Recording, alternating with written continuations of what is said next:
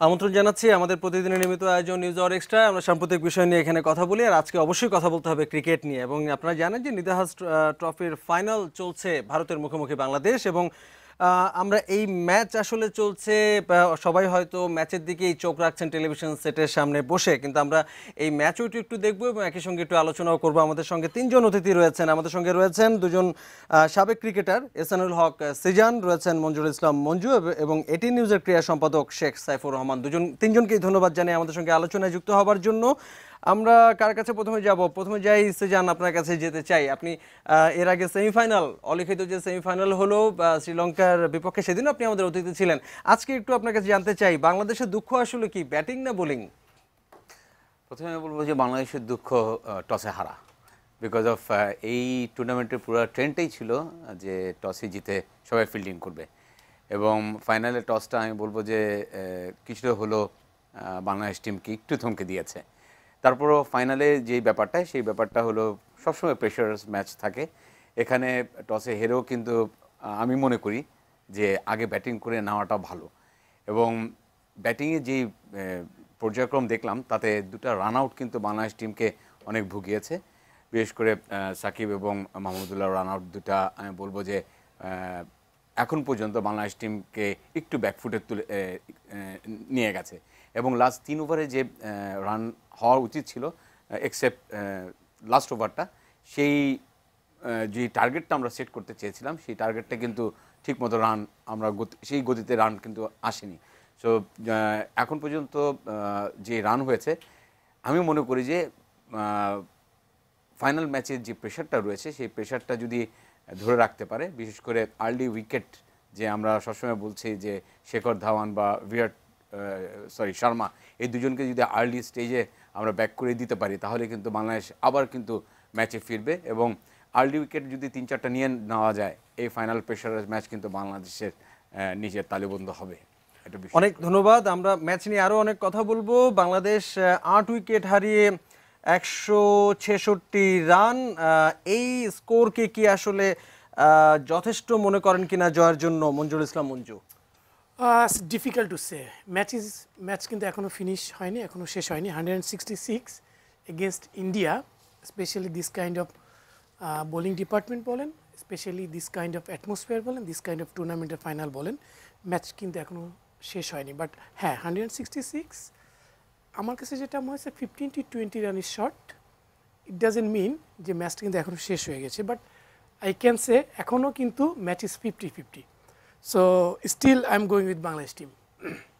আপনাকে যদি একটু ব্যাটসম্যানদের পারফরমেন্স আজকে যদি একটু বিবেচনা করতে বলে, আমরা দেখেছি যে আগের ম্যাচের যে ধারাবাহিকতায় ছিলেন তামিম ইকবাল, মুশফিক, মাহমুদুল্লাহ কিছুটা বটে, আজকে তারা একটু ব্যর্থ হয়েছেন, এবং মনোযোগ ছিল সাব্বির রহমান এবং সৌম্যর প্রতি এক ধরনের মনোযোগ ছিল, চাপও বা দাবিও ছিল, এক ধরনের প্রত্যাশা ছিল।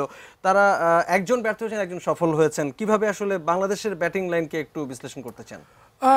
বিশ্লেষণ যদি করতে হয়, হ্যাঁ, সিজন যেটা বললো যে হ্যাঁ, উইচ ইজ ভেরি ইম্পর্টেন্ট, দুইটা রান আউট আসলে আমাদেরকে, আমি যেটা বললাম যে 15 to 20 রান যে শটটা হয়েছে, ওয়ান অফ দ্য কি রিজন। অ্যানাদার রিজন যদি বলতে হয় যে আমরা 3 থেকে 4 ওভারের মধ্যে আমরা টপ অর্ডারের মেইন দুইটা ব্যাটসম্যানকে হারিয়েছি।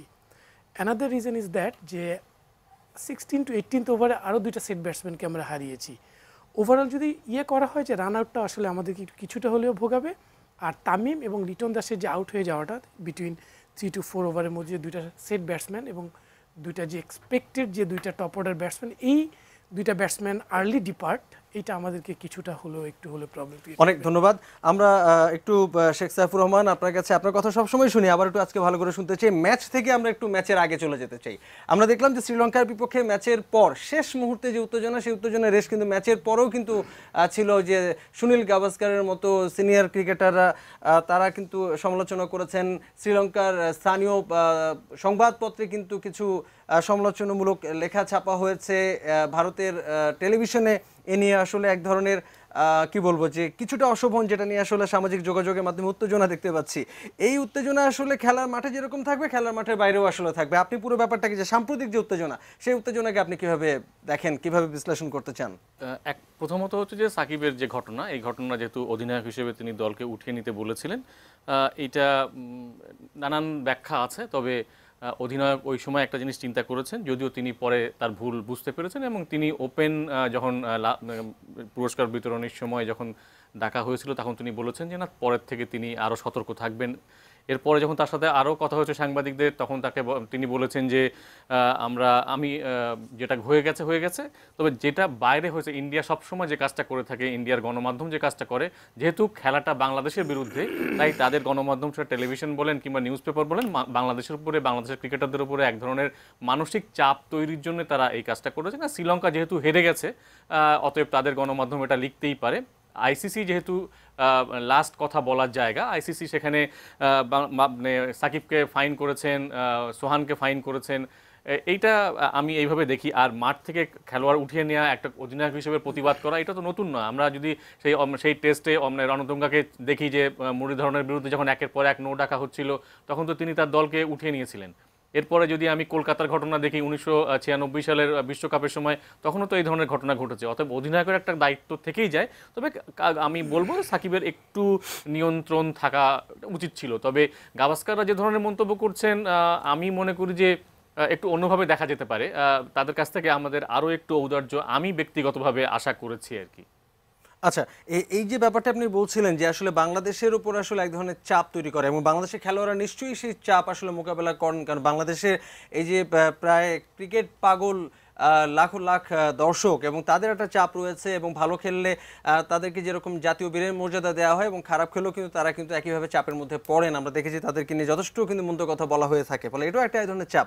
আবার এর সঙ্গে আমরা দেখছি যে আন্তর্জাতিক ক্রিকেটেও কিন্তু এক ধরনের চাপ অন্য দেশ, অন্য প্রতিপক্ষ, অন্য দলগুলোও কিন্তু বাংলাদেশের উপর নানাভাবে প্রয়োগ করার চেষ্টা করছে। এই চাপ মোকাবেলায় কি আসলে আমাদেরকে এখন কোনো, মানে খেলার মাঠে তো ভালো করতেই হবে, এর বাইরে খেলার মাঠের যে চাপ, তা নিয়ে কি আমাদের কোনো প্রস্তুতি, কোনো ভাবনা, কোনো সতর্কতা, কোনো মানসিক ম্যাচিউরিটি? আমাদের ক্রিকেটাররা যথেষ্ট ম্যাচিওর, বিশেষ করে সিনিয়ররা, অতএব তারা এই চাপ নিতে পারেন। 18 বছর ধরে বাংলাদেশ টেস্ট খেলছে, এখন আর যদি আমরা বলি চাপ নিতে পারবে না, তাহলে ঠিক না। তবে হ্যাঁ, প্রত্যেকটা টিমেরই নিজস্ব কিছু কৌশল থাকে, কিছু বিশেষজ্ঞদের দিয়ে কিছু ট্রেনিং করানো হয়, কিছু অনুশীলন থাকে। এই বিষয়গুলো বিসিবি দেখলে হয়তো ভালো হবে। তবে আমার মনে হয় যে এটা হ্যান্ডেল করার মতো যথেষ্ট ম্যাচিওর আমাদের ছেলেরা, আমি অন্তত মনে করি আর কি। অনেক ধন্যবাদ শেখ সাইফুর রহমান। আমরা আমাদের কয়েকজন সহকর্মী তারা এই মুহূর্তে রাজধানীর বিভিন্ন পয়েন্টে রয়েছেন, এবং বিভিন্ন এলাকায় আসলে আমরা দেখছি যে বড় জায়ান্ট স্ক্রিন বসিয়ে অনেক মানুষ আসলে সেখানে খেলা দেখছেন, এবং সেই সহকর্মীদের কাছে আমরা যাব এবং সাধারণ দর্শকরা আসলে কি বলছেন, কি ভাবছেন, সেই বিষয়গুলো আমরা একটু জেনে নেওয়ার চেষ্টা করবো। আমরা একটু এহসানুল হক সিজান, আপনার কাছে আবারও যেতে চাই। একটু আপনি তখন আসলে বলছিলেন যে খেলার মানে ব্যাটসম্যানদের পারফরমেন্স আপনি এক ধরনের বিশ্লেষণ আমাদেরকে শোনাচ্ছিলেন।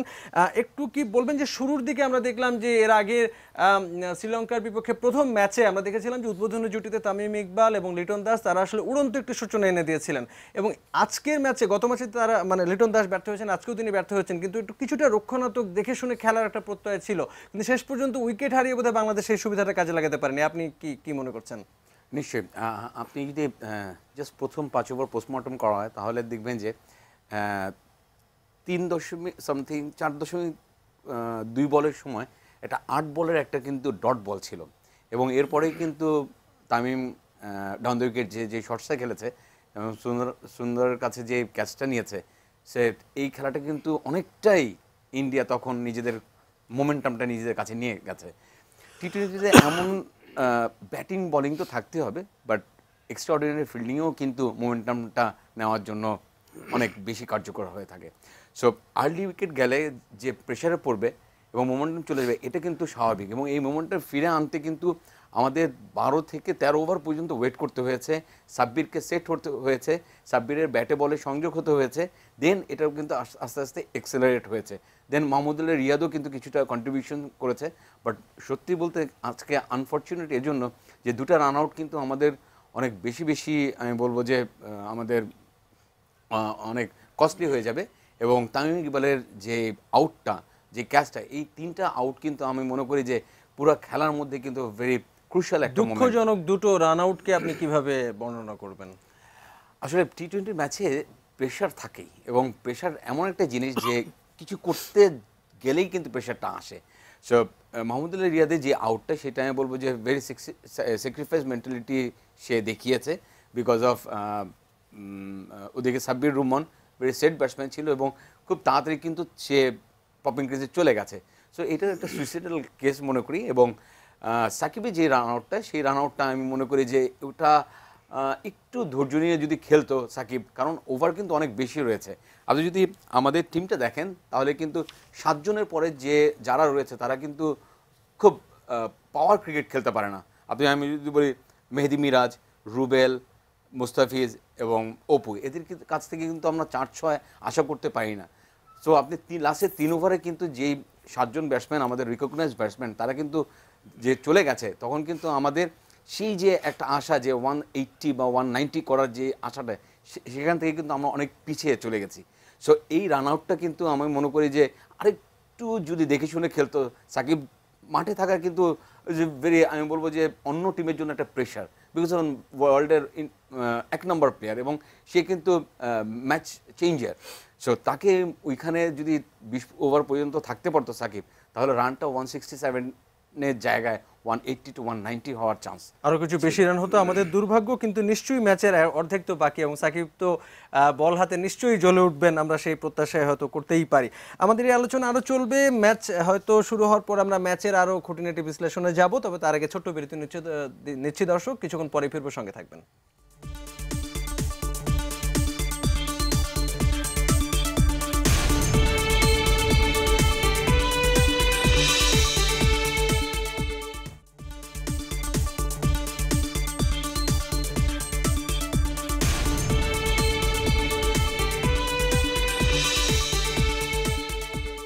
নিদাহাস ট্রফির ফাইনাল নিয়ে কথা বলছি নিউজ আওয়ার এক্সট্রায়। আমাদের সঙ্গে 3 জন অতিথি রয়েছেন, আবারও সবার কাছে যেতে চাই এক এক করে। মঞ্জুল ইসলাম মঞ্জু, ভারতের ব্যাটিং শুরু হয়ে গেছে, আমরা দর্শকদেরকে একটু জানিয়ে দিতে চাই যে কোনো উইকেট না হারিয়ে প্রথম ওভারে 7 রান তুলেছে এবং শর্মা 4 বলে 5 রান, 2 বলে 2 রান ধাওয়ান, 3 বলে 2 রান ধাওয়ান, এবং হয়তো বড় একটা চাপ তৈরি করতে হবে। মঞ্জুল ইসলাম মঞ্জু, আপনার কাছেই যাব, তবে তার আগে আমাদের সহকর্মী মনিরুল ইসলাম মিন্টু, তিনি এই মুহূর্তে যেটা বলছিলাম যে টিএসসিতে, ঢাকা বিশ্ববিদ্যালয়ের টিএসসিতে অপেক্ষা করছেন, আমরা তার কাছে একটু যেতে চাই। খেলা দেখছেন ওখানে অনেকেই। মিন্টু, কি অবস্থা, কি জানাবেন আমাদের? এবং ঢাকা বিশ্ববিদ্যালয়ের যে হলগুলো রয়েছে, মধুর ক্যান্টিন এবং এই শাহবাগ মোড়ে দেখতে পাচ্ছেন হাজারো দর্শক বাংলাদেশ দলের এই খেলা দেখছে। এবং দ্বিতীয়ার্ধে বাংলাদেশ দল যখন বল করছে এবং একটি বল ভালো হলেই কিন্তু তারা হাতে তালি দিয়ে কিন্তু বাংলাদেশ দলকে অভিবাদন জানাচ্ছেন। আমরা দুজন একটু দর্শকের সাথে কথা বলতে চাই যে আজকের এই খেলা নিয়ে আপনাদের কি প্রত্যাশা বা কি মনে করছেন? জি, অবভিয়াসলি আমরা অনেক এক্সাইটেড ভাবে খেলা দেখার জন্য চলে আসছি ফ্রেন্ডরা মিলে, আর প্রত্যাশা করতেছি যে অবশ্যই বাংলাদেশ জিতবে, আর আশা করি বাংলাদেশ জিতবে। আচ্ছা, আমি একটু জানতে, প্রথমার্ধে যে খেলা হয়েছে সেই খেলার আপনার কি বিশ্লেষণ একটু যদি জানতে চাই। জি, খুব সুন্দর খেলেছে বাংলাদেশ, আশা করি আমাদের বোলিং অ্যাকশনও খুব ভালো খেলবে, এটি আমাদের প্রত্যাশা। এবং আমরা আমাদের সেমিফাইনালে দেখেছি, আমাদের সেমিফাইনাল খেলার উদ্দেশ্য করে ইন্ডিয়া মিডিয়া অনেক অনেক কটূক্তি করেছে আমাদের বাংলাদেশকে নিয়ে, আজকে তার এটা জবাব দেবো আমরা ইনশাল্লাহ। আচ্ছা, প্রথম ইনিংসে বাংলাদেশ দলের রানটা কি কম হয়ে গেছে বলে মনে হচ্ছে কিনা? হ্যাঁ, রানটা প্রথম দিক দিয়ে উইকেট পড়ার কারণে চাপে পড়ে গেছিল, তারপর সাব্বির রহমান অনেক প্রেশার নিয়ে ম্যাচটা পুরো সামনের দিকে নিয়ে গেছে, এটাকে অনেক ধন্যবাদ জানাই সাব্বিরকে। আসলে দ্বিতীয়ার্ধের খেলা শুরু হয়েছে মাত্র, যদিও প্রথম থেকেই কিন্তু ভারতীয় দল তারা কিন্তু 4 ছক্কা পেটাচ্ছে বটে, তবে বাংলাদেশ দলের যারা দর্শক, এখানে বাংলাদেশের যারা দর্শক যারা রয়েছে তারা কিন্তু প্রত্যাশা করছে যে একটি প্রতিদ্বন্দ্বিতাপূর্ণ ম্যাচ, সেই ম্যাচ হবে। এবং আরও একজন দর্শকের কথা বলতে চাই যে এই যে ফাইনাল খেলা নিয়ে যে টান উত্তেজনা, সেই উত্তেজনায় যে অবস্থা দেখছেন খেলায়, আপনার বিশ্লেষণটা যদি একটু বলেন। ইনশাল্লাহ যদি বাংলাদেশ প্রথমার্ধে প্রথম যে ইনিংস গিয়েছে, ব্যাটিংয়ে যেরকম শুরুতে কিছুটা আপনার একটু দুর্বলতা থাকলেও যদি বোলিং এবং ফিল্ডিংটা ভালোভাবে করতে পারে, ইনশাল্লাহ বাংলাদেশ জিতবে। আমরা প্রত্যাশা করছি এই লাখো কোটি মানুষের সঙ্গে যে বাংলাদেশ দল ভালো বোলিং করে এই যে খেলা, সে খেলা ভারতকে ভালো জবাব দেবে। অনেক ধন্যবাদ মনিরুল ইসলাম মিন্টু, দুজন দর্শকের সাথে আপনি কথা বলেন এবং বিপুল সংখ্যক দর্শক শাহবাগে আসলে বড় স্ক্রিনে খেলা দেখছেন, আমরা সেই দৃশ্যটি দেখে নিলাম। মঞ্জুরুল ইসলাম মঞ্জু, আপনার কাছে এই ফাঁকে একটু চলে যেতে চাই। আমরা দেখছি যে ভারতের দুই উদ্বোধনী ব্যাটসম্যান তারা কিন্তু শুরু থেকেই বাংলাদেশের বোলারদের উপর বেশ চড়াও হয়েছেন এবং বেশ মেরে খেলছেন। 7 বলে 21 রান করেছেন শর্মা, স্ট্রাইক রেট প্রায় 300। তিনি ভয়ঙ্কর হয়ে ওঠার আগে হয়তো তাকে আউট করাটা বাংলাদেশের জন্য জরুরি। একটু বাংলাদেশের ইনিংস নিয়ে আপনার কাছে আবার একটু যেতে চাই, যে একটু আমাদেরকে বলবেন যে আমরা দেখলাম যে রান আউটের বিষয়টা কিন্তু একটু পীড়াদায়ক ছিল, আরও বড় হতে পারতো বাংলাদেশের ইনিংস। এই বিষয়টি নিয়ে আপনার ভাবনাটা একটু বলবেন। একই সঙ্গে যে প্রথম দিকেই বাংলাদেশে দেখে শুনে শুরু করলেও যে টপ 3টে উইকেট খুব অল্প রানে পড়ে গেল, এটাকে আপনি আসলে কিভাবে দেখছেন? এই বিষয়ে আসলে কি করণীয় ছিল আপনার বিশ্লেষণ? এগ্রিড আপনার সাথে। আসলে আপনি যদি বাংলাদেশের ব্যাটিং ইনিংসটা যদি দেখা হয় 3 ওভার 4 ওভার 6, 10, 14, 16, 18 কন্টিনিউয়াস বেসিসে কিন্তু আমরা উইকেটগুলি হারিয়েছি। অ্যাট দ্য সেম টাইম এক ওভার উইদিন 1 ওভারের মধ্যে 2টা উইকেট পড়েছে। অ্যাট দ্য সেম টাইম 2টা রান আউট হয়েছে মেন 2টা ব্যাটসম্যান। এই জায়গাটা আসলে আমরা কখনোই কন্ট্রোল করতে পারিনি, যেটা আমাদের জন্য যে 166 যেটা বলছি যে এইটার আসলে one of the main reason. তো এই জায়গাটাতে আমরা যদি একটু ওভারকাম করতে পারতাম, হয়তোবা যেটা সিজন বললো যে 180 to 90, ওইটা করাটা কিন্তু এতটা কঠিন ছিল না, যদি আমরা কন্টিনিউয়াস বেসিসে যদি উইকেটটাকে যদি না পড়তাম বা 2টা রান আউট যদি না হতাম, অ্যাট দ্য সেম টাইম একই ওভারে 2টা উইকেট যদি পড়ে না যেত, তাহলে হয়তো এই জায়গাটাতে ওভারকাম করা যেত। আর যদি একটু বলা হয় যে উইকেটটা কিন্তু অতটা আনপ্রেডিক্টেবল বলেন, অতটা যে উদ্দেশ্য নিয়ে ইন্ডিয়া টসে জিতে বোলিংটা নেওয়ার সিদ্ধান্তটা তারা যে নিয়েছিল অতটা খারাপ ছিল না, অতটা কিন্তু তার প্রেশার ক্রিয়েট করতে পারিনি যতটা না আমরা তাদেরকে প্রেশার ক্রিয়েট করার সুযোগটা দিয়েছি।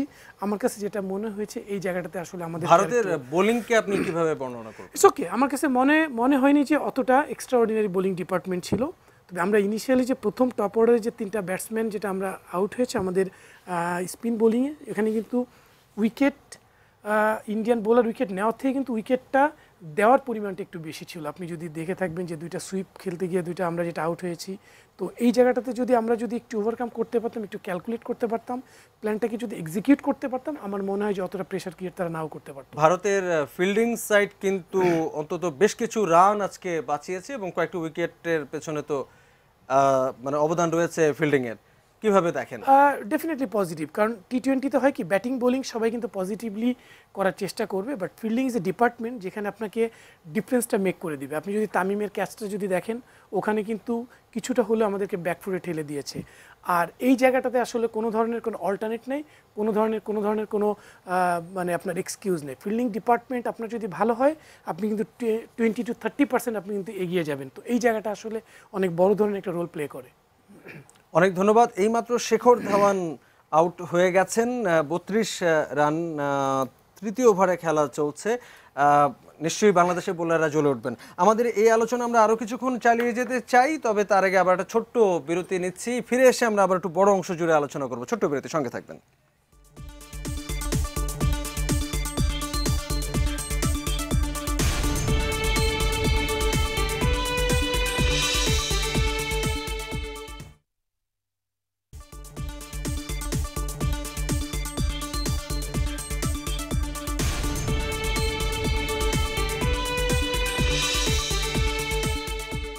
নিদাহাস ট্রফির ফাইনাল নিয়ে কথা বলছি। 3জন অতিথি রয়েছেন। এহসানুল হক, সিজান। আমরা কিন্তু আসলে কথা বলার মাঝখানে একটু একটু করে খেলাও আসলে দেখছি।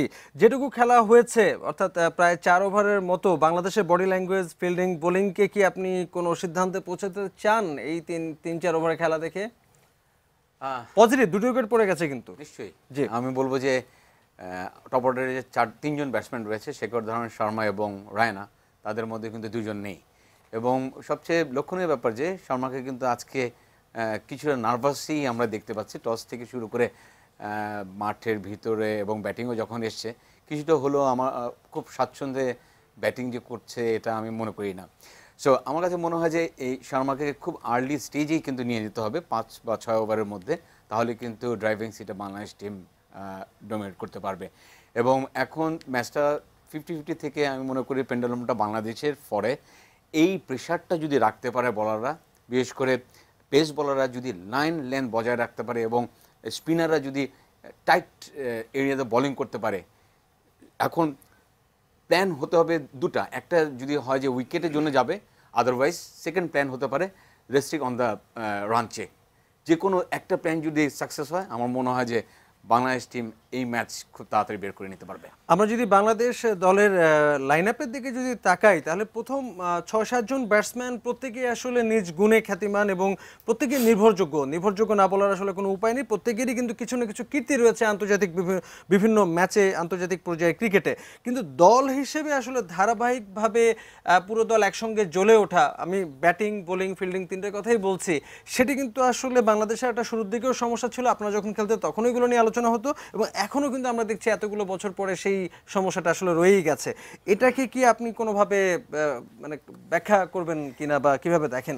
আমি এই ম্যাচটা মনে করি যে বাংলাদেশ টিম তিনটা স্টেজ যদি আমি দেখি, প্রথমে কিন্তু বাংলাদেশ টিম ব্যাকফুটে ছিল, দেন কিন্তু রিবিল্ড হয়েছে, তারপর কিন্তু এক্সিকিউশনটা আবার ভালো হয়েছে, দেখে 167 হয়েছে। কীভাবে হয়েছে এর পিছে তো কিছুটা এক্সপিরিয়েন্স রয়েছে, কিছুটা কনফিডেন্স রয়েছে। আপনি যদি দেখেন যে শ্রীলঙ্কার সাথে যে দুটা ম্যাচ, একটা হিস্ট্রি করে জেতা আর একটা বাজে উইকেটে 160 রান চেস করা, এই দুটা জিনিসই কিন্তু কনফিডেন্সটা বাংলাদেশ টিমকে দিয়েছে। এবং এক্সপিরিয়েন্স একটা কথা বলি যে বাংলাদেশ টিমে এই দলটা দু একজন বাদে অনেক দিন ধরে কিন্তু খেলছে, সো এক্সপিরিয়েন্স ওয়াইজও কিন্তু বাংলাদেশ টিমটাকে বুস্ট আপ হচ্ছে। হ্যাঁ, স্নায়ুর চাপ তো থাকবেই, যে কোনো খেলায় কিন্তু স্নায়ুর চাপ থাকবে, বিশেষ করে ফাইনাল খেলায় যেহেতু বাংলাদেশ টিম এই প্রথম দেশের বাইরে এই ফাইনাল খেলছে, সো স্নায়ুর চাপটাও এখানে অনেক বেশি দেখা যাচ্ছে। সব কিছু রিকভারি কিন্তু করেছে লাস্ট দুটা ম্যাচ, যে দুটা ম্যাচ শ্রীলঙ্কার সাথে আমরা জিতেছি, যেভাবে জিতেছি টিমটাকে অনেক ইউনাইটেড দেখাচ্ছে এবং তাদের যে কনফিডেন্সটা রয়েছে সেই জিনিসটাই কিন্তু আমরা এখন বহিঃপ্রকাশ দেখতে পাচ্ছি। এবং মানে আপনি যে বিশ্লেষণটি করলেন, এই বিশ্লেষণ ধরে আমি আসলে মঞ্জুরুল ইসলাম মঞ্জু আপনার কাছে যেতে চাই। নিশ্চয়ই আপনি এর সঙ্গে কিছু না কিছু যুক্ত করবেন, আর আমি একটা লেজ যুক্ত করে দিচ্ছি এটা প্রশ্নের সঙ্গে। সেটি হলো যেটি শেখ সাইফুর রহমান বলছিলেন আলোচনার শুরুর দিকে, যে সেটি হলো যে শুধু মাঠের মধ্যে নয়, মাঠের বাইরেও কিন্তু নানাবিধ চাপ তৈরি হচ্ছে বাংলাদেশের গোটা দলের উপরে, খেলোয়াড়দের উপরেও ইন্ডিভিজুয়ালি অনেক চাপ আসলে তৈরি হচ্ছে। এই চাপ আসলে কোনোভাবে কমবে এটা ভবিষ্যতে নিশ্চয়ই আমরা আশা করতে পারি না। কিন্তু শ্রীলঙ্কার বিপক্ষে শেষ ম্যাচের শেষ দিকে যে উত্তেজনার কারণটি তৈরি হলো, সেই কারণ তো ভবিষ্যতে আসলে ঘটতে পারে। কিন্তু এক্ষেত্রে আসলে হয়তো শেষ পর্যন্ত সব কিছু ভালো শেষ হয়েছে, অল্প কিছু জরিমানার শিকার হচ্ছেন দুজন খেলোয়াড়। কিন্তু এই ধরনের চাপ যেটি ফাঁদও হতে পারে আন্তর্জাতিক ক্রিকেটে, এটি আসলে মোকাবেলায় কি বাংলাদেশের ভাবনা চিন্তা করা উচিত কিনা, বা আপনি কিভাবে দেখেন যে বাংলাদেশের কোথায় কোথায় সতর্ক থাকা উচিত? This is not a big issue, it's a part of the game, আপনি যদি চিন্তা করেন। হ্যাঁ, আর আপনি যদি যে প্রেশারের কথা আমরা বলছি, যেটা কিনা আমরা খুব বেশি আলাপ আলোচনা করছি, এটাকে যদি আমি পজিটিভলি দেখি, that means Bangladesh cricket is developing all over the world. Bangladesh cricket is alarming for যারা আমাদের কিনে সমালোচনা করছে। কারা আমাদেরকে সমালোচনা করছে? ইন্ডিয়া এবং ইন্ডিয়ান মিডিয়া। সিজন যে কথাটা বললো যে রোহিত শর্মা সে টসে জিতে তাকে নার্ভাস লাগছিল, ডিউ টু বাংলাদেশের body language, Bangladesh is performing well and Bangladesh is dominating. So এইভাবে যদি আমরা জিনিসটা দেখি, that means we are still in the driving seat. হ্যাঁ, আরেকটা যেটা আপনি একটু আগে যেটা প্রশ্ন করেছিলেন, আমি যদি একটু অ্যাড করি, আমি কিন্তু এখন একমত না আপনার সাথে যে বাংলাদেশ কিন্তু ব্যাটিং বোলিং ফিল্ডিং তিনটা department is completely totally is dominate করেছে। আপনি যদি শ্রীলঙ্কার সাথে দুইটা ম্যাচে যদি দেখেন, 200+ রান চেস করে জেতা এগেনস্ট শ্রীলঙ্কা এবং শ্রীলঙ্কার কন্ডিশনে। আপনি যদি লাস্ট ম্যাচটা যদি শ্রীলঙ্কার সাথে দেখেন, প্রচুর প্রতিকূলতা, প্রচুর ব্যারিয়ার মধ্যে ম্যাচটা জেতা। তো ওই তিনটা ডিপার্টমেন্ট কিন্তু বাংলাদেশ ভালো করেছে। আর আজকের যেটা 166 ইন বিটুইন এখন 38.2 যেটা চলছে, স্টিল কিন্তু আমরা এখন একটা ভালো একটা শেপে আসি। তো এখন এইখান থেকে যদি আমরা যদি পজিটিভলি দেখি, আমরা যদি এই ম্যাচটাকে যদি জিততে চাই, হ্যাঁ, India is a professional side, ওরা কিন্তু প্রচুর এইসব টুর্নামেন্টের ফাইনাল খেলেছে, দেশে বলেন দেশের বাইরে বলেন। আমরা কিন্তু this is the second time আমরা যেটা খেলছি এই ধরনের টুর্নামেন্টের ফাইনাল, একটা দেশে খেলেছি, একটা দেশের বাইরে খেলেছি। তো এইসব ধরনের কন্ডিশনে হয় কি, একটা হ্যাবিচুয়েটেড হইতে হয়। এই হ্যাবিচুয়েটেড হইতে একটু সময় লাগবে, বাট আমার কাছে যদি সব কিছু ওভারঅল মিলে যদি বলা হয়, আমরা কিন্তু এখন খুব ভালো একটা শেপে অবস্থান করছি। বাট আমি এখনও বলছি স্টিল, আমাকে যদি বলে, আমি still going with Bangladesh team. আচ্ছা, একটু যদি আপনি বললেন যে সামগ্রিকভাবে বাংলাদেশ দল আসলে মানে একসঙ্গেই পারফর্ম করছে, আপনি এটা খুব ইতিবাচকভাবে ব্যাখ্যা করলেন। আমি আপনাকে আরেকটা বিষয়টি জানতে চাইবো যে মানসিক দৃঢ়তার জায়গাতে আসলে বাংলাদেশ কোথায় আছে? কারণ আমরা দেখলাম যে ভারতের বিপক্ষে ম্যাচে কিন্তু উইকেট হাতে ছিল, কিন্তু শেষ পর্যন্ত, এবং বাংলাদেশের মুশফিকুর রহিমের মতো খেলোয়াড়ও কিন্তু উইকেটে ছিলেন, তারপর কিন্তু শেষ পর্যন্ত বাংলাদেশ ম্যাচটা কিন্তু বের করতে পারলো না। এরকম ঘটনা হয়তো সাম্প্রতিক আমরা দুটো উদাহরণ দিচ্ছি, কিন্তু অতীতেও কিন্তু নিকট অতীতে আমরা এরকম কিছু ঘটনা দেখেছি যে টেম্পারমেন্ট বা একটু মানসিক লড়াইয়ের যে জায়গাটা, সেখানে কি বাংলাদেশের আরও কিছু অর্জন করবার রয়েছে কিনা? এগ্রিড, পুরোপুরি এগ্রিড। কারণ আপনাকে বুঝতে হবে যে ভারতের ওই ধরনের সিচুয়েশনে কতবার খেলেছে, আমরা এই ধরনের সিচুয়েশন আমরা কতবার খেলছি, এবং কার এগেনস্টে খেলছি, কোন টিমের এগেনস্টে খেলছি, কোন ধরনের টুর্নামেন্টে খেলছি। তো ভারত, যেটা আমি আবারও বলি, যে এই ধরনের কন্ডিশনে, এই ধরনের সিচুয়েশনে দে আর কিন্তু ইউজ টু। আমরা কিন্তু এই ধরনের সিচুয়েশন আমরা ইউজ টু না। আপনি যদি যেটা এখন কিন্তু আমরা যেমন 71-এর পরে কিন্তু 4টা জেনারেশন ক্রিকেট খেলছে। ফার্স্ট জেনারেশন বলেন, সেকেন্ড জেনারেশন বলেন, আমরা যারা খেলেছি থার্ড জেনারেশন, এখন 4th and 5th generation cricket খেলছে। 4th and 5th generation they are expecting due to, এবং ওদের জন্য আমরা কিন্তু আজকে এক্সপেক্ট করি সিরিজ জেতা, এদের জন্য আমরা কিন্তু এক্সপেক্ট করি আমরা ফাইনালে গিয়ে ফাইনালে ম্যাচ জেতাটা। তো first generation, second generation, third generation আমরা যারা ক্রিকেট খেলেছি, আমরা কিন্তু একটা জায়গায় খেলেছি, এবং আজকের যে অবস্থানটা, এই অবস্থানটা কিন্তু তৈরি করতে এত সহজে কিন্তু হয়নি। বাট এখনের যে অবস্থানটা, এই যে ফাইনাল ম্যাচে জেতাটা বা এই জায়গার অবস্থানটা থেকে কন্টিনিউশনটা ধরে রাখার জন্য কিন্তু একটু সময় দিতে হবে নরোজ ভাই। এই সময়টা আমি যেটা আবারও বলবো, যে আমরা যদি এরকম ম্যাচ যদি আরও 8টা থেকে 10টা বা 15 থেকে 20টা খেলি, ডেফিনেটলি এটা কিন্তু আমাদের পক্ষেই আসবে। বাট এটার জন্য একটু সময় দিতে হবে, আমাদেরকে একটু প্যাশেন্স নিতে হবে। মানে বাংলাদেশ যেহেতু মানে প্রায় জয়ের দ্বার প্রান্তে গিয়েও বারবারে হয়তো ব্যর্থ হচ্ছে কোনো কারণে, নিশ্চয়ই এটা তাদের মানসিক দৃঢ়তা তৈরি করতে হয়তো সহায়তা করবে। আমরা একটু খেলার আপডেট জানিয়ে দিতে চাই। 2 উইকেটে 48 রান, প্রায় 5 ওভারের মতো খেলা হয়েছে, এবং রোহিত শর্মা কিন্তু বেশ বিপজ্জনক হয়ে উঠেছেন এরই মধ্যে। তিনি 16 বলে 3টি 4 এবং 3টি 6 সাহায্যে করেছেন 32 রান। ফলে তাকে দ্রুত ফেরাতে হবে বাংলাদেশ যদি পুরো ব্যাপারটাকে আরও নিজেদের নিয়ন্ত্রণে আনতে চায়। আমরা একটু শেখ সাইফুর রহমান, আপনার কাছে একটু যেতে চাই। আমরা আসলে দুজন সাবেক ক্রিকেটারের মানে কথা শুনছিলাম, তাদের বিশ্লেষণ শুনছিলাম, যারা নিজেরা মাঠে খেলেছেন, ফলে মাঠে খেলার এক্সপিরিয়েন্স থেকে তাদের এক ধরনের পর্যবেক্ষণ আমরা আসলে শুনলাম। আপনি দীর্ঘদিন আসলে মাঠে নন, মাঠের বাইরে অর্থাৎ গ্যালারিতে খেলা দেখেছেন, এবং খেলোয়াড়দের সঙ্গে ব্যক্তিগতভাবে আপনার যে পর্যবেক্ষণ এবং তাদেরকে বাইরে থেকে একটু দেখা, এই পর্যবেক্ষণের আলোকে কি আপনি আজকের ম্যাচটাকে কি আমি আপনার কাছে একটা ভিন্ন একটা দৃষ্টিকোণ আশা করছি এই বিশ্লেষণের পর্যায়ে? আসলে যেটা হয়েছে, বাংলাদেশ যে রান করেছে আর এখন যে অবস্থায় খেলা হচ্ছে, এটা আসলে ভিন্ন দৃষ্টিকোণ দেখার আসলে ওইভাবে কিছু নেই। প্রথমেই মঞ্জু কিংবা সেজান যেটা বলেছিলেন যে 14-15 রান বা 20 রানের মতন আমরা কম করেছি, এটা খুব সত্যি কথা। তবে আমাদের প্লেয়াররা যারা আছেন তাদের কাছে আরেকটু দায়িত্বশীলতা আমরা আশা করতেই পারি, কারণ তারা তো দেশের জন্য খেলেন এবং নিজের জন্য অবশ্যই খেলেন, সেটা ঠিক আছে। তবে সবসময় যেটা দেখা যায় যে আমাদের কম টোটাল হলেও বিভিন্ন সময় আমাদের বোলাররা অনেক সময় আমাদেরকে এই খারাপ পরিস্থিতি থেকে বের করে নিয়ে আসেন। যদিও এবারে টুর্নামেন্টে বোলাররা 1-2 ছাড়া সবাই তাদের নামের প্রতি সুবিচার করতে ওইভাবে পারেননি। তবে আজকে যে অবস্থায় এখনও পর্যন্ত আছে, এবং আমি সেজানের সাথে একদম একমত যে রোহিত শর্মার বডি ল্যাঙ্গুয়েজে কিন্তু একটা নার্ভাসনেস একদম সেই টস থেকেই ছিল। তবে সেটা থেকে তিনি বেরিয়ে আসার চেষ্টা করছেন এই নিজের ব্যাটিং দিয়ে, কারণ দুজন নির্ভরযোগ্য ব্যাটসম্যান এই টুর্নামেন্টে যাদের ধারাবাহিক রান আছে, রায়না এবং ধাওয়ান, দুজনে কিন্তু আউট। এই জায়গা থেকে রোহিত শর্মা চেষ্টা করছেন একটা জুটি গড়ে ভালো কিছু করার। তো সেই জায়গায় যদি আমাদের একটু নিয়ন্ত্রিত বোলিং থাকে এবং ফিল্ডিংয়ে কোনো মিস না থাকে, তাহলে হয়তো বাংলাদেশের পক্ষে ম্যাচটা তাদের নিয়ন্ত্রণে রাখা সম্ভব হবে, এটা অন্তত আমার মনে হচ্ছে।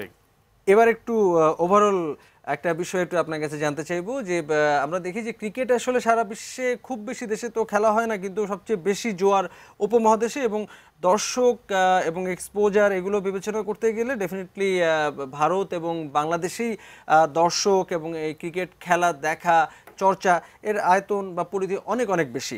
এবং আমরা দেখেছি যে ভারত এবং বাংলাদেশের খেলা হলে দুদেশের দর্শকদের মধ্যে কিন্তু একটা অন্যরকম একটা উত্তেজনা কাজ করে। আমরা সোশ্যাল মিডিয়াতেও দেখি দর্শকদের মধ্যে কিন্তু কথার লড়াই, স্ট্যাটাসের লড়াই, কমেন্টের লড়াই আসলে চলতে থাকে।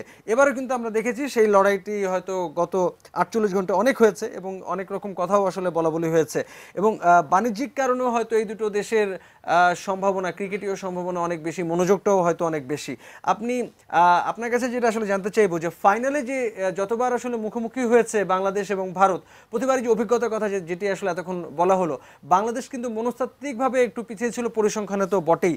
এই পরিসংখ্যানের থেকে আপনি আসলে কিভাবে একটু বর্ণনা করতে চান, বিশ্লেষণ করতে চান, যে বাংলাদেশ কি গত কয়েক বছরে কি এই ব্যাপারটা কাটিয়ে উঠতে পেরেছে কিনা, বা কতখানি পেরেছে? প্রথম প্রশ্ন যেটা, সেটা হচ্ছে যে বাংলাদেশ ভারতের যে লড়াই হলে দর্শকদের যে উত্তেজনা, এটা আসলে ফোকাসটা চেঞ্জ হয়েছে। ভারত পাকিস্তানের মধ্যে এটা ছিল, সেটা এখন বাংলাদেশের দিকে শিফট হয়ে গেছে, এবং তাতে বোঝা যাচ্ছে যে বাংলাদেশ এই উপমহাদেশে একটা ক্রিকেটিং শক্তি হয়েছে, যারা পাকিস্তানকে তার জায়গা থেকে সরিয়ে দিয়ে ভারতের এখন প্রধান প্রতিপক্ষ হিসেবে দাঁড়াতে চাচ্ছে বা দাঁড়ানোর চেষ্টা করছে তাদের যোগ্যতা দিয়ে আর কি। আর যেটা আপনি বলছিলেন যে আসলে নার্ভাসনেস একটা কাজ করে, কারণ আমরা লাস্ট 4টা যদি টুর্নামেন্ট যদি চিন্তা করি তাহলে সেক্ষেত্রে বাংলাদেশ 4বারই কিন্তু খুব কাছাকাছি গিয়ে হেরেছে। তো এবার বলা হচ্ছিল 5th টাইম লাকি হবে কিনা সেটা হয়তো আমরা আর কিছুক্ষণ পরে বুঝতে পারবো, আর কয়েক ওভার পরে হয়তো বোঝা যেতে পারে। তবে বাংলাদেশের এই জায়গায় আসতে মনস্তাত্ত্বিক দিক থেকে আপার হ্যান্ডে থাকার যে ক্ষমতা একদমই নেই তা আমি বলবো না, তবে ক্ষমতা আছে, সেটা কাজে লাগানো এবং সময় মতো কাজে লাগাতে পারলে এই জায়গাটা ওভারকাম করা সম্ভব। এবং এটাও একটা অভিজ্ঞতার ব্যাপার। ভারত যেখানে আজকে এত বছর ক্রিকেট খেলছে, তারা টেস্ট খেলছে বহু বছর, সেখানে বাংলাদেশ মাত্র 18 বছর। আর এই মঞ্জু যেটা বললেন যে 5th জেনারেশন বা 4th জেনারেশন, তো আমাদের আসলে একটু সময় লাগবে। তবে এজন্যে আমি যেটা মনে করি যে ক্রিকেট বোর্ডেরও কিছু দায়িত্ব আছে, তাদের কিছু পরিকল্পনা ওইভাবে যদি নেওয়া হয় তাহলে আমার মনে হয় যে এই ধরনের মনস্তাত্ত্বিক অবস্থা থেকে উতরে যাওয়াটা খুব বেশি সমস্যা হবে না। আমরা দেখেছি যে এই লড়াইটা ভারত এবং বাংলাদেশের মধ্যেই, মানে মাঠের বাইরের লড়াইয়ের কথা আসলে যেটা আমরা আলোচনা করছি, যে সাধারণ দর্শক এবং মিডিয়া বা আরও অন্যান্য যে লড়াই, সেই লড়াই এবার বোধহয় একটু শ্রীলঙ্কাও কি যোগ দিল কিনা, কারণ এর আগে শ্রীলঙ্কার মানে মিডিয়া কিংবা অন্য কাউকে আসলে আমরা এভাবে আসলে সম্পৃক্ত হতে দেখিনি। এটা খুব সত্যি কথা, কারণ যখন দেশের মাঠে খেলা হচ্ছে, তাদের স্বাধীনতার 70 বছর পূর্তিতে খেলা হচ্ছে এবং তারা তাদের পাসগুলো, পার্কিং পাস বা অন্যান্য পাসগুলো তারা ছাপিয়ে রেখেছিল শ্রীলঙ্কা ভারত। তো ওই জায়গা থেকে তারা যখন ম্যাচটা হেরে গেল, এটা তো তাদের আশাহত হওয়া যথেষ্ট কারণ রয়েছে। এবং বাংলাদেশের কাছে হেরেছে কারণ কিছুদিন আগেই তারা বাংলাদেশের মাটিতে হারিয়ে গেছে, ফলে তাদের প্রত্যাশাটা অনেক বেশি ছিল। এবং ফুল হাউস প্রেমাদাসায় যখন লাস্ট 6টা যখন মারল 19তম ওভারের 5ম বলে মাহমুদুল্লাহ, তখন তো গ্যালারির দর্শকদের অবস্থাটা কী ছিল সেটা তো আমরা অন্তত দূরে বসে হলেও টেলিভিশনের পর্দায় দেখতে পেরেছি। সুতরাং ওইটা থাকবেই। এবং গণমাধ্যমেরও এক ধরনের মানে বিশ্লেষণ যখন থাকে, তার সাথে চাপ প্রয়োগ করার চেষ্টাও থাকে। তো ভারত এবং বাংলাদেশের গণমাধ্যমে যেমন লেখালেখি হচ্ছে, এবং ভারতের গণমাধ্যম যেহেতু বাংলাদেশ ফাইনালে, অতএব তার উপরে একটা মনস্তাত্ত্বিক চাপ দেওয়ার চেষ্টা করছে। অন্যদিকে শ্রীলঙ্কা যেহেতু হেরে গেছে, অতএব তাদের গণমাধ্যমও ওইভাবে লেখালেখি করেছে। লেখালেখি এটা হবে, এগুলো থাকবে, এবং আমাদের ক্রিকেটাররাও এইগুলো থেকে আসলে অনেক দূর চলে এসেছে। অতএব এটা তাদেরকে মানে ওইভাবে মানসিকভাবে যে দুর্বল করবে সেটা আমি অন্তত মনে করি না। অনেক ধন্যবাদ মঞ্জুরুল ইসলাম। মঞ্জু, আপনার কাছে একটু জানতে চাই যে ওয়ানডে ক্রিকেটে কিন্তু বাংলাদেশের সাফল্যের গল্প গত বিশ্বকাপ থেকে আমরা আসলে দেখেছি যে অনেকগুলো দ্বিপাক্ষিক সিরিজে বাংলাদেশ আসলে দুর্দান্ত করেছে, এবং সেটি দেশের মাটিতে বা দেশের বাইরেও হয়তো কোনো কোনো ক্ষেত্রে সাফল্য আসলে পেয়েছে। কিন্তু টেস্ট এবং টি-20তে কিন্তু বাংলাদেশের র্যাঙ্কিংও আসলে সেই অর্থে ভালো নয়, পরিসংখ্যানও ভালো নয়, এবং সাম্প্রতিক মানে আমরা দেখতে পাচ্ছি যে ম্যাচের ফলাফলও সবসময় বাংলাদেশের অনুকূলে আসছে না, এবং আমরা বেশি বেশি ইদানিং খেলছি টি-20, এটাও সত্যি। আপনি কি আসলে কোনো উন্নতির কোনো সম্ভাবনা মানে উন্নতি দেখেন কিনা, বা আমাদের কোনো সম্ভাবনার গল্প কি শোনাতে পারেন কিনা? অবশ্যই। আপনি যদি দেখেন যে আমরা কিন্তু limited over, that means 50 ওভার্স match, প্রচুর ম্যাচ খেলি। আপনি যদি একটা বছরের ক্যালেন্ডারটা যদি দেখে থাকেন যে লিমিটেড ওভার কতগুলি ম্যাচ খেলছি, টি-20 কতগুলি ম্যাচ খেলছি, এবং লঙ্গার version that means test match কতগুলি খেলছি। আমরা কিন্তু মাঝে 2 থেকে আড়াই বছর বোধহয়, আমি রাইট সিজন, আড়াই বছর বোধহয় আমরা টেস্ট ম্যাচ থেকে একটু বিরত ছিলাম। তো এই জায়গাটা হয় কি, আপনাকে প্রচুর ম্যাচ খেলতে হবে। ম্যাচ কিন্তু আপনাকে, একটা ম্যাচ খেললে আপনি আপনার প্রবলেমগুলি ফাইন্ড আউট করতে পারবেন। একটা ম্যাচ খেললে আপনি আপনার একটা সিচুয়েশন থেকে একটা ভালো সিচুয়েশন ওভারকাম করতে পারবেন। আর একটা ম্যাচ খেলে, ইন্টারন্যাশনাল ম্যাচ খেললে ভালো সিচুয়েশন থেকে আরও একটা ভালো সিচুয়েশনে আপনি নিয়ে যেতে পারবেন। তো এই জায়গাটা যদি আমরা যদি একটু ম্যাচের নাম্বার অফ ম্যাচের সংখ্যাটা যদি বাড়াতে পারি, যে আমি যতটুকু জানি যে হয়তোবা স্পেশালি ইন টি-20তে হয়তো বা ডোমেস্টিক ক্রিকেটে হয়তো বা একটা এক্সট্রা একটা টুর্নামেন্ট হয়তো বা যোগ হবে। তাতে হবে কি, আপনার এই জায়গাগুলিতে আপনার যে প্রবলেমগুলি হবে, আজকে যেটা ইন্টারন্যাশনাল ম্যাচে একটা টি-20তে যে প্রবলেম ফেস করছেন আপনি, এই প্রবলেমটা আমি যদি ডোমেস্টিক ক্রিকেটে ফেস করি এবং এই প্রবলেমটা যদি ওভারকাম করি, that will be more easy আপনার ইন্টারন্যাশনাল ম্যাচগুলিতে। তো আমার মনে হয় যে ডোমেস্টিক ক্রিকেটে যদি লঙ্গার ভার্সনের ম্যাচের সংখ্যাটা একটু বাড়াই এবং টি-20-র সংখ্যাটা যদি একটু বাড়াই, তাহলে আমার মনে হয় এই প্রবলেমটা ওভারকাম করাটা অনেকটাই সুবিধা হবে। অনেক ধন্যবাদ। এহসানুল হক সিজান, আপনি কি এর সঙ্গে কিছু যুক্ত করতে চান কিনা? হ্যাঁ, এক্সপিরিয়েন্স জিনিসটা তো সবচেয়ে বড় জিনিস, বাট আমি টি-20-র যেটা লুফল দেখি সেটা হলো যে স্ট্রেংথ। আমরা আসলে জেনেটিকভাবেই খুব একটা স্ট্রেংথ আমাদের মধ্যে নেই। এই জায়গাটা ওয়ার্ল্ড ক্রিকেট কিন্তু পুরোটাই এখন পাওয়ার ক্রিকেট হয়ে গেছে। এখানে স্ট্রেংথের আসলে অনেক ইউজ আমরা দেখতে পারি, যে জিনিসটা আসলে আমরা ওই জায়গাটা পৌঁছাতে আমাদের একটু সময় লাগবে, বিকজ অফ স্ট্রেংথটা ডেভেলপ করা খুব ইজি না, এটা ট্রেনিংয়ের উপরে বা এক্সপিরিয়েন্সের উপর দিয়ে কিন্তু আসলে ডেভেলপ করতে হয়। আর যেই কথাটা বললো মঞ্জু যে T20 আমরা কিন্তু খুব একটা বেশি খেলিনি, আমি বলতে চাই যে অনলি 5 বছর ধরে বোধহয় আমাদের বিপিএল হচ্ছে। তারপরেও বিপিএলের আগে ক্রিকেট বোর্ড চাচ্ছে যে একটা টুর্নামেন্ট হবে যেখানে বাংলাদেশের সবাই মোটামুটি যারা ক্রিকেট প্লেয়ার আছে ওটা খেলবে, দেন বিপিএলে ফ্র্যাঞ্চাইজিস টুর্নামেন্টটা হবে। সো ধীরে ধীরে কিন্তু আমরা স্টেপস নিচ্ছে ক্রিকেট বোর্ড T20টা আরও বেশি ডেভেলপ করার জন্য, বাট এটা সময়ের দরকার। আমাদের ক্যালেন্ডারও আসলে খুব টাইট শিডিউল থাকে। সো সব কিছু মিলিয়ে ডে বাই ডে আসলে T20-র যে ডেভেলপের জন্য যে পদক্ষেপ নিচ্ছে এর জন্য সময়ের জন্য অপেক্ষা করতে হবে, একটু ধৈর্য ধরতে হবে। বাংলাদেশের ক্রিকেট খেলার ধরন, টেস্ট, ওয়ানডে এবং T20 নিয়ে আমরা কথা বলছিলাম, আপনি সম্ভবত এর সঙ্গে কিছু না কিছু যুক্ত করতে চাইছিলেন। হ্যাঁ, যেটা মঞ্জু এবং সেজান বলছিল তার সাথে আমি একটু যুক্ত করতে চাই। ক্রিকেট বোর্ডের একটা প্ল্যান আছে আর একটা T20 টুর্নামেন্ট করার বিপিএল এর আগে। তবে আপনি যদি একটু ভারতের দিকে দেখেন 10-11 বছরে আইপিএল এমন একটা জায়গায় নিয়ে গেছে, আপনি এখন ভারতীয় টিমটা যদি দেখেন তাদের টেস্ট টিমও কিন্তু এই আইপিএলকে রেখে হচ্ছে।